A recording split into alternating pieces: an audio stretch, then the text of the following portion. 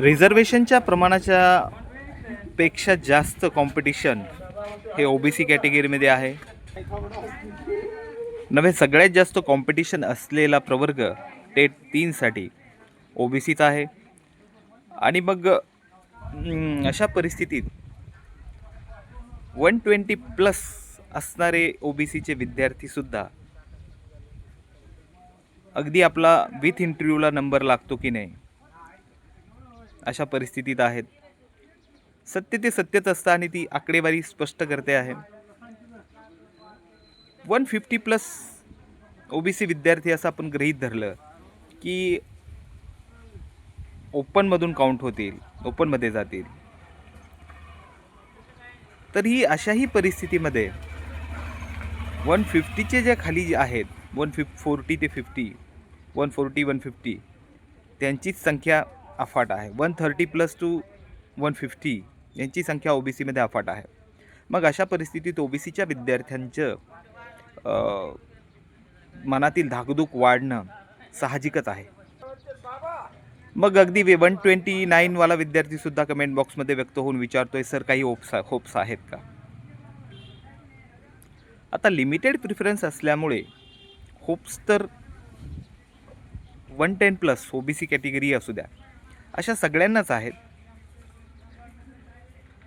30-40% तरी आपल्याला होप ठेवायला हरकत नाही, कारण काही गोष्टी या तुम्ही प्रिफरन्स कुठे देताय आणि इतरांनी प्रिफरन्ससाठी ते ठिकाण चॉईस केलं आहे का यावरही अवलंबून आहे. अशा परिस्थितीमध्ये मीडियम, माध्यम, डी एड की बी एड ह्या गोष्टीसुद्धा खूप मोठा इम्पॅक्ट करणार आहेत. मग विद्यार्थी जे विचारत आहेत की होप्स आहेत का, तर आपण आजपासून एक शृंखला सुरू केलेली आहे की एक्झॅक्ट डी एड आणि बी एड धारकांचा आकडा या 2,11,000 विद्यार्थ्यापैकी किती आहे कोणालाच माहीत नसल्यामुळे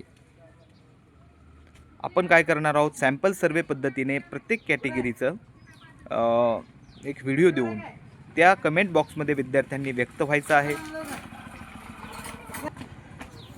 त्यामध्ये त्यांनी आपला टेटचा स्कोर, डी एड की बी एड, फर्स्ट पेपर की सेकंड पेपर की बोथ पेपर, ही झाली व्यावसायिक पात्रता. त्यानंतर शैक्षणिक पात्रतेमध्ये प्लेन डी एड आहे फक्त की बी ए सुद्धा आहे, B A B Ed D Ed आहे, पोस्ट ग्रॅज्युएशनसुद्धा केलं आहे का, आणि सी टी ई टीचा फर्स्ट पेपर क्लिअर की second paper clear. C T E टीच्या पेपर किंवा टी ई टीच्या पेपरचे मार्क्स द्यायची तुम्हाला गरज नाही, कारण 55-60च्या निर्णयानंतर तशी आवश्यकता आता वाटत नाही, महत्त्वाचं नाही आहे तितकंसं ते. हा व्हिडिओ फक्त ओबीसीच्या विद्यार्थ्यांसाठी आहे आणि इथे कमेंट बॉक्समध्ये फक्त ओबीसीच्या विद्यार्थ्यांनीच स्वतःचे टेटचे mark, C T E T first paper की सेकंड पेपर, डी एड की बी एड, फक्त 12वी की B A, B S C, B Com, M A, M S C, M Com हे सुद्धा तुम्ही इथं व्यक्त व्हायचं आहे. आणि यानंतर आपण उद्या याच वेळेला हा जो सॅम्पल सर्वे आहे यामध्ये किती टक्के विद्यार्थी डी एडवाले आहेत, किती टक्के विद्यार्थी बी एडवाले आहेत याविषयी आपण काय करणार आहोत, विश्लेषण करणार आहोत. आणि टक्केवारी या सॅम्पल सर्वेमधून जी आपल्या समोर येईल ती सॅम्पल सर्वेची टक्केवारी तुमच्यासमोर आपण मांडणार आहोत. चॅनलला सबस्क्राईब केलं नसेल तर करून घ्या आणि व्हिडिओ आवडला तर नक्कीच शेअर आणि लाईक करायला विसरू नका. धन्यवाद.